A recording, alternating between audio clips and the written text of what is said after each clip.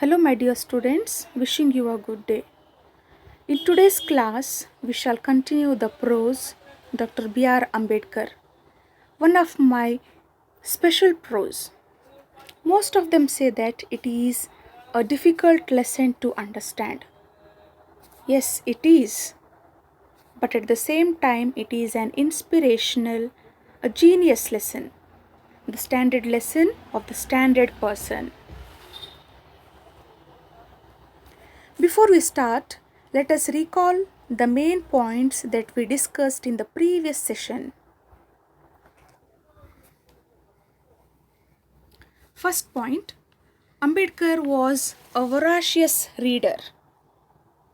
He had a great thirst for books. The 14th Amendment of the Constitution of the USA, which gave freedom to the black Americans. Babasaheb was elected to the Bombay Legislative Assembly in the elections under the Constitution of India. The Constituent Assembly of India afforded Dr. Ambedkar the opportunity to give the most notable and permanent shape to his social philosophy. As chairman of the drafting committee, Dr. Ambedkar anticipated every conceivable requirement of the new polity. The three pillars of the state, the legislature, the executive, and the judiciary. So, Dr. Ambedkar had a clear perception of the utility of the three pillars. So, children, in the 7th paragraph, Jawaharlal Nehru chose Dr. Ambedkar to be the first law minister of independent India. This was a recognition of Dr. Ambedkar's skills in the field of law and legislation, as also a tribute to his vision of social justice, a vision which was sought to be infused into the new Indian polity. So here we see that Pandit Jawaharlal Nehru. So who was he? He was an Indian independence activist, the first Prime Minister of India, as well as a central figure in Indian politics, both before and after independence. So he chose, Jawaharlal Nehru chose Dr. Ambedkar to be the first law minister of independent India because Dr. Ambedkar was recognized by his skills in the field of law and legislation, and also a tribute to his vision, a tribute in the sense showing gratitude or respect to his vision. Vision is nothing but the imagination of social justice, a vision which was sought to be infused, which was brought to be infused, to be spread out into the new Indian administration. But above all this was a tribute to the success of Babasaheb Dr. Ambedkar's own campaigns against social injustice. Above all this position, the position of Dr. Ambedkar to be the first law minister, was the credit given to him, a credit given to him to the success of his own campaigns against social injustice. Who could have dreamt that one born to a Mahar family would one day become not only a law minister but a lawmaker, and to be hailed as the modern Manu? Yes, children, how can one dream that person who is being born to a Mahar family means a low class family, would one day become not only a law minister but a lawmaker, and to be called as the modern Manu? So it is not a small achievement. So here modern Manu, Dr. Ambedkar is called as modern Manu because he was famously recognized as the father of the Constitution of India.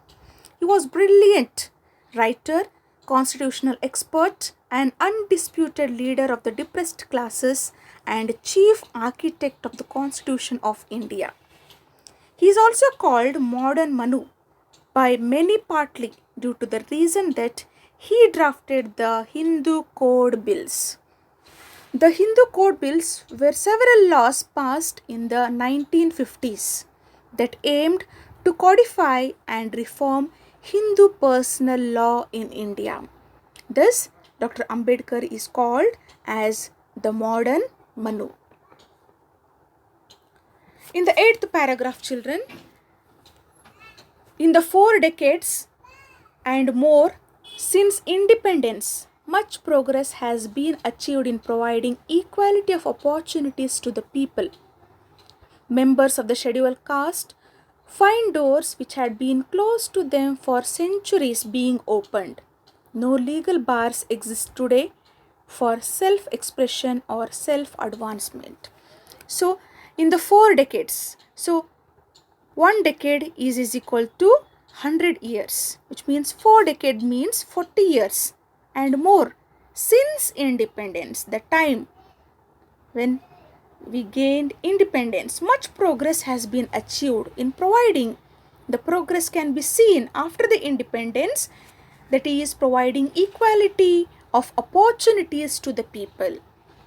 We see the members of the scheduled castes, SCs and STs find doors which had been closed to them for centuries being opened. No legal bars. Here legal bars refers to the oppositions. No legal oppositions exist today for self-expression in order to express their self-opinion or self-advancement. It is nothing but the progress. They are enrolling themselves in the institutes of higher learning and entering public services. They have come to occupy high offices of state, both at the center and in the states. Judges, ambassadors, and governors have been drawn from their ranks, and they have acquitted themselves creditably in all these positions of responsibility. So they are enrolling. Who are enrolling? The members of the scheduled castes and scheduled tribes. They are enrolling themselves in the Institute of Higher Learning and entering public services. We see when members, in the sense the people who attempt exams, public exams like KPSC and UPSC, so certain we see revised.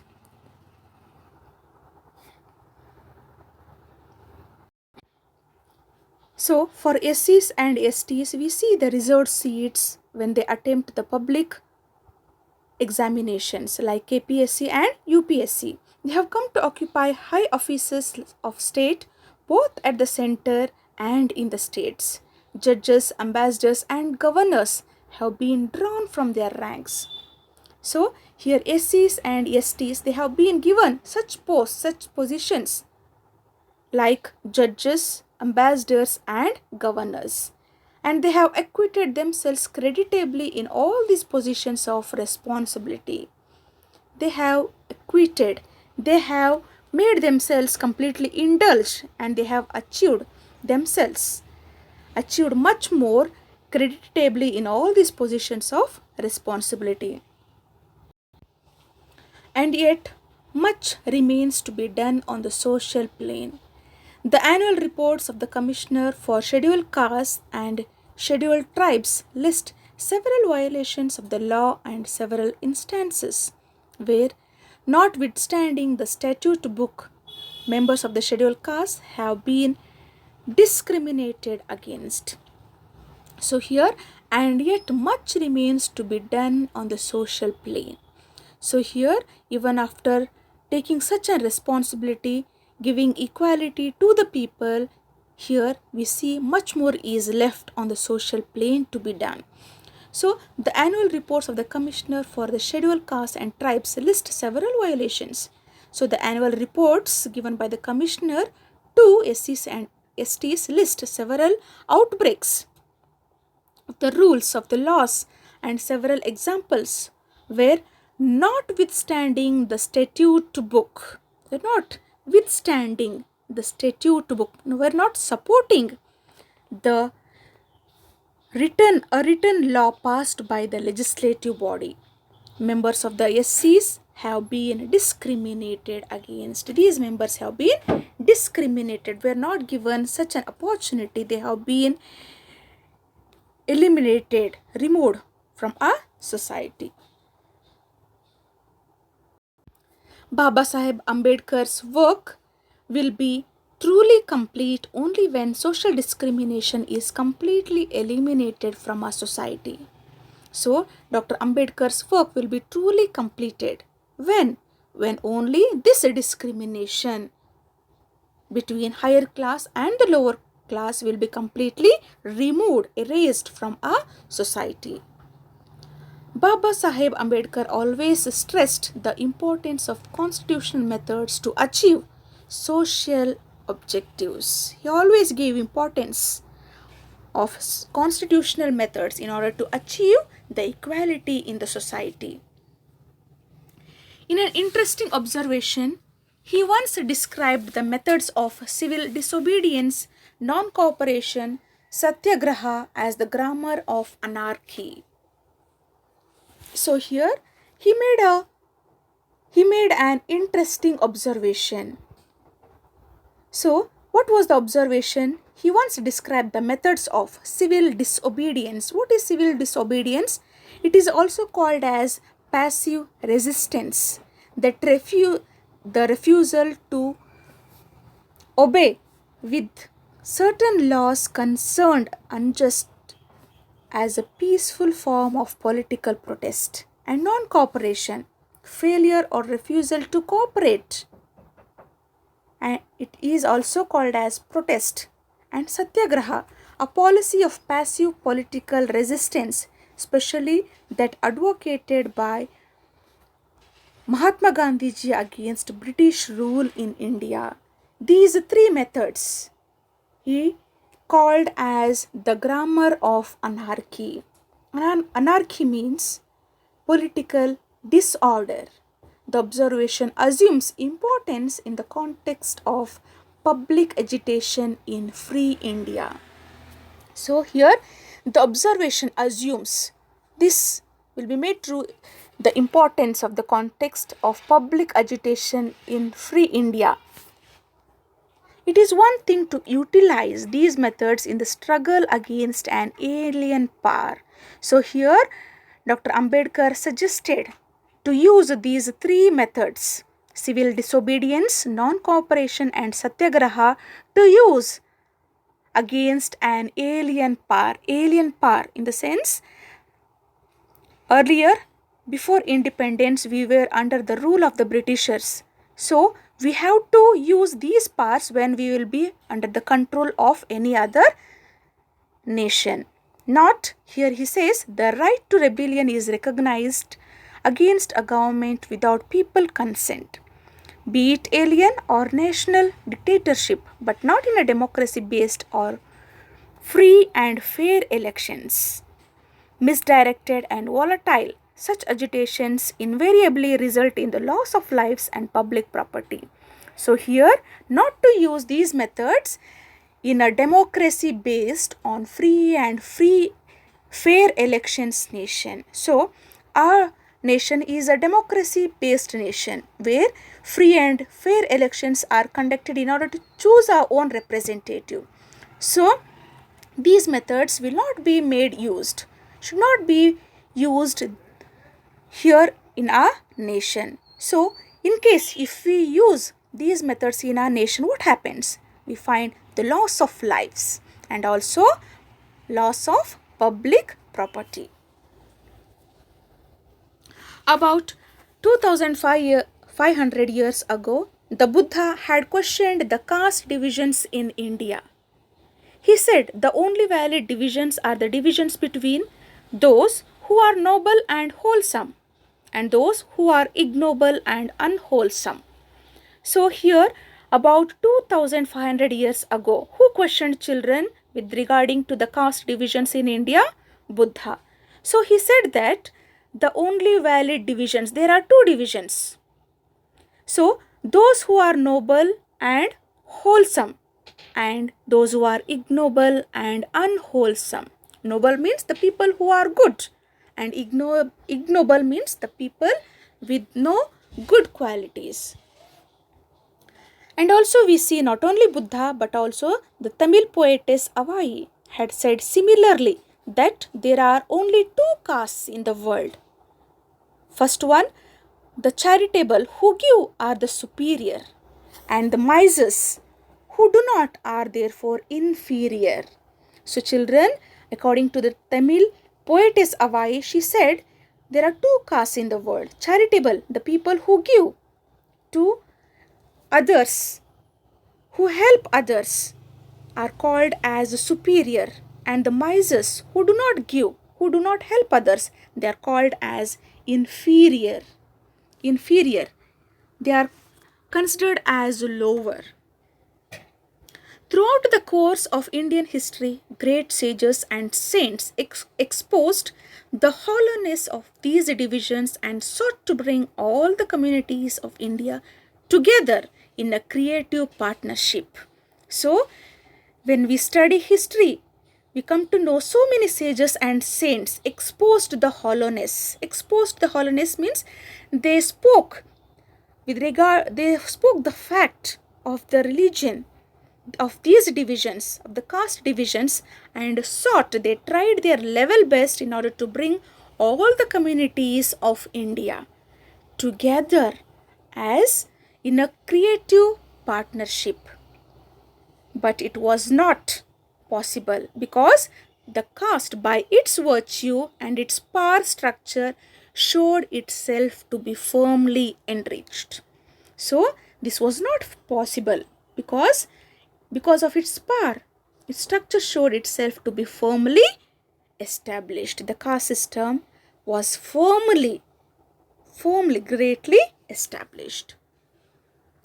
Under the policy of divide and rule, the British rulers exaggerated caste distinctions and divided the people of India further to strengthen their hegemony over us. It was given to the great Indians of our time, Mahatma Gandhi and Dr.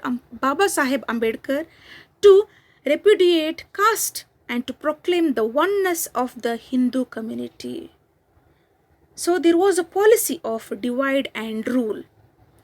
So this policy, in this policy, the British rulers exaggerated. The British rulers exaggerated means they made something seem larger, better than in the reality, in order to divide the people and strengthen their hegemony over us. But it was not possible because of the two great Indian leaders, Mahatma Gandhi and Dr. Babasaheb Ambedkar, to repudiate, to refuse to accept casteism and to proclaim and to publish and to publicly announce the oneness of the Hindu community. Gandhiji did so by reminding the higher castes of their duty towards the depressed classes. Babasaheb Ambedkar did the same by reminding them of their inherent rights to equality with the higher and more powerful castes. One stressed the duties, the other stressed the rights together. They brought about a veritable revolution in the social thought. So here we see, children, Gandhiji and Dr. Babasaheb Ambedkar, they played an important role. Here Gandhiji he performed his duty reminding the people of the higher castes of their duty towards the depressed classes. And Ambedkar did the same by reminding them of their inherent rights to equality with the higher and more powerful castes. So here Gandhiji stressed the duties, whereas Dr. Ambedkar stressed the rights together. When Babasaheb passed away in December 1956, Jawaharlal Nehru made a moving reference in the Lok Sabha. So, when Babasaheb passed away in December 1956, Jawaharlal Nehru made a moving reference. Moving reference means a notable speech in the Lok Sabha describing Babasaheb as a symbol of revolt. Who described Dr. Ambedkar as a symbol of revolt? Jawaharlal Nehru. He says, I have no doubt that whether we agreed with him or not in many matters. Here I refers to whom? Jawaharlal Nehru, and him refers to Dr. B.R. Ambedkar. That perseverance, that persistence, and that, if I may use the word, sometimes virulence of his opposition to all this did keep the people's mind awake. So here Pandit Jawaharlal Nehru, he says, I have no doubt that whether we agreed with him or not in many matters, because that perseverance means continue in spite of difficulties. That persistence, continuing to exist further, and that, if I may use the word, sometimes virulence. So in spite of so many objectives, remaining still, to all this did keep people's mind awake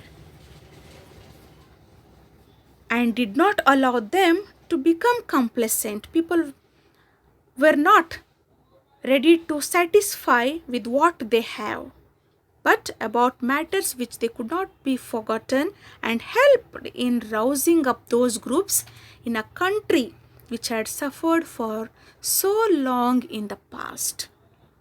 Yes, earlier people were used to be complacent, satisfied with what they had, but after which we see people started to question for their rights. So it is therefore said that such a prominent champion of the oppressed and depressed in India, and one who took such an important part in our activities, has passed away. You see, it is therefore said that such a prominent champion, who is the prominent champion of the oppressed and the depressed in India? The credit goes to, he is none other than Dr. Ambedkar. So, has passed away. There can be no doubt that the day is not far off when Babasaheb Ambedkar's dream of Samata, of equality, will become a reality. Yes, children, this is the contribution of Dr. B.R. Ambedkar towards his nation. I hope you have understood it. Watch this video many times till you understand. Thank you, children.